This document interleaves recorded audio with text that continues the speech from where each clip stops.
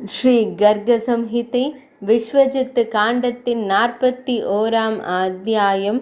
சகுனியின் உக்கிரமான போராட்டம். அதில் அவன் 7 முறை கொல்லப்பட்டும் தரையை தொட்டு மீண்டும் உயிர்த்தெழுந்தான்.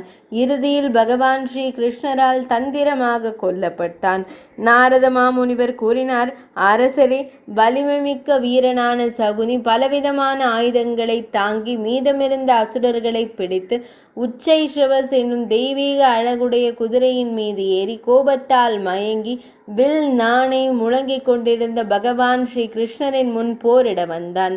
போர் வெறி கொண்ட அசுரன் சகுனியும் அவனது படையும் திரும்பி வந்ததை கண்ட விருஷ்ணிகள் அனைவரும் தங்கள் ஆயுதங்களை ஏந்தினர். பின்னர் அசுரர்களுக்கும் யாதவர்களுக்கும் இடையே ஒரு உக்கிரமான போர் மூண்டது. சிங்கங்களுடன் சண்டையிடுவதைப் போல வீரர்கள் ஒருவருக்கொருவர் மோதிக்கொண்டனர். அரசே, சகுனி முன்னணியில் நின்று மேகத்தின் கர்ஜனையைப் போல தனது வில்லை மீண்டும் மீண்டும் நாணேற்றினான். அவன் தனது அம்புகளால் பெரும் துன்பத்தை கொண்டு வந்தான். அம்புகளின் இருள் சூழ்ந்த போது சங்குண வில்லை ஏந்தியிருந்த கருடத்வஜ பகவான் வானவில் மேகத்தை அலங்கரிப்பதைப் போல தனது வில்லால் அலங்கரிக்கப்பட்டிருந்தார். பகவான் ஸ்ரீ கிருஷ்ணரே ஒரே அம்பால் அசுரன் சகுனியின் அம்பு கூட்டத்தை விளையாட்டாக வெட்டி வீழ்த்தினார். மிதிலேஸ்வர மன்னரே, போரில் சகுனி தன் கைத்தடியை செவிக்கு அருகே இழுத்து பகவான் ஸ்ரீ கிருஷ்ணரின் இதயத்தில் 10 அம்புகளை எய்தான். அப்போது பகவான் ஸ்ரீ கிருஷ்ணர் சகுனியின் வில்லை 10 அம்புகளால் வெட்டினார். அது திருப்பார்கடலில் மகாசந்திரனின் பயங்கரமான போராட்டத்தை போன்ற ஆழமான ஒலியை எழுப்பியது. நரேஸ்வரரே, மாயாவி சகுனி 100 வடிவங்கள் எடுத்து ஸ்ரீஹரி பகவானுடன் போரிடத் தொடங்கினான். பின்னர் பகவான் ஸ்ரீ கிருஷ்ணரே 1000 வடிவங்கள் எடுத்து அந்த அசுரனுடன் போரிடத் தொடங்கினார். அது ஒரு அற்புதமான நிகழ்வு. வலிமை மிக்க அசுர அரசனான சகுனி மாயாசுரனால் செய்யப்பட்ட ஒப்பற்ற பிரகாசமான திரிசூலத்தை திருப்பி பகவான் ஸ்ரீஹரியின் மீது எறிந்தார். அப்போது மிகவும் பரிபூரணமான வலிமை மிக்க கரங்களை கொண்ட பகவான் ஸ்ரீஹரி அந்த திரிசூலத்தின் மீது கோபம் கொண்டார். பின்னர் கடும் கோபம் கொண்ட மகாபாகு ஸ்ரீஹரி தனது கதாயுதத்தால் சகுனியின் தலையை நோக்கி ஓங்கினார். இடி போன்ற அந்த அடியால் அவன் குதிரையிலிருந்து கீழே விழுந்தான். கதாயுதத்தின் அடியால் தாக்கப்பட்ட அந்த அசுரன் ஒரு கணம் மயங்கி விழுந்தான். பிறகு தனது கதாயுதத்தை போர்க்களத்திற்கு எடுத்து சென்று அவன் மாதவனுடன் போரிடத் தொடங்கினான். அப்போது போர்க்களத்தில் அவர்களுக்குள் கதாயுதங்களால் ஒரு உக்கிரமான போர் நிகழ்ந்தது. கதாயுதங்களின் படபடக்கும் சத்தம் இடி முழக்கம் போல ஒலித்தது.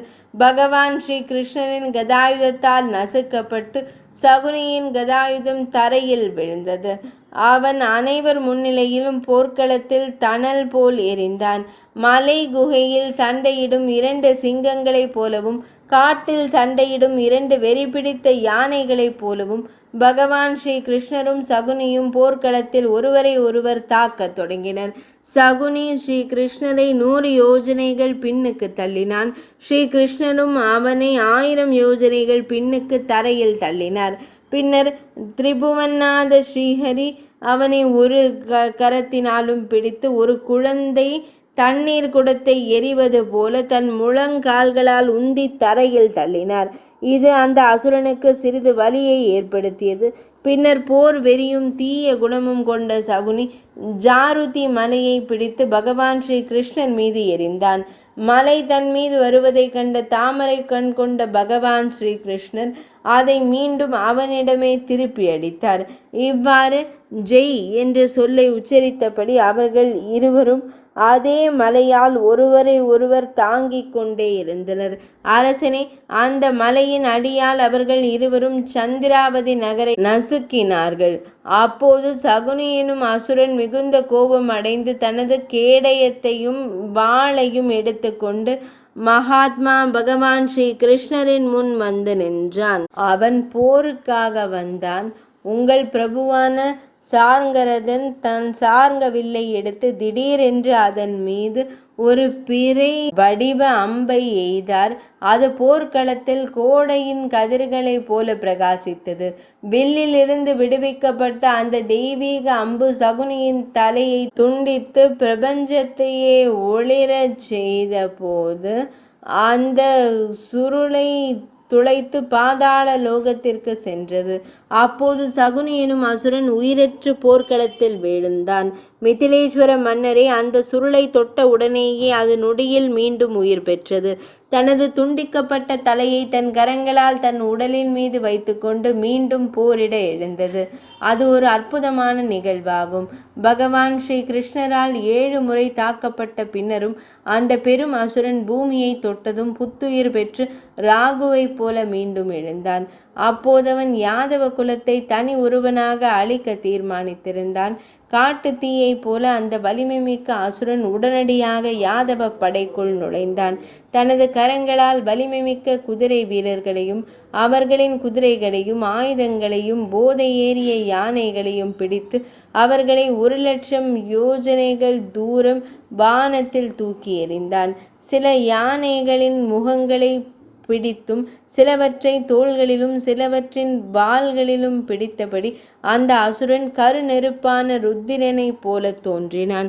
அந்த மாபெரும் போரில் அந்த அசுரனின் பாதங்களும் கரங்களும் பெரும் அச்சத்தை ஏற்படுத்தி மகாத்மாவான பகவான் ஸ்ரீ கிருஷ்ணரின் படையில் பேரொளி எழுந்தபோது பிரபஞ்சத்தின் காவலரான பகவான் ஸ்ரீ கிருஷ்ணர் முனிவர்களை காப்பதற்காக தனது ஆயுதமான சுதர்சன சக்கரத்தை பயன்படுத்தினார்.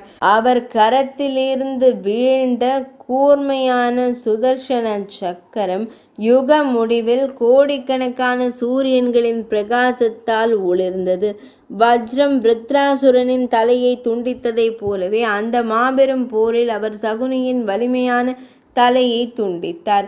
அதற்குள் அந்த மாபெரும் போரில் மரித்த சகுனியை பகவான் ஸ்ரீ கிருஷ்ணர் வலுக்கட்டாயமாக வானத்தில் தூக்கி எறிந்தார். பின்னர் பகவான் ஸ்ரீயப்பதி யாதவர்களிடம், நீங்கள் அவன் உடலின் மீது அம்புகளை எய்து கொண்டே இருங்கள் என்றார்.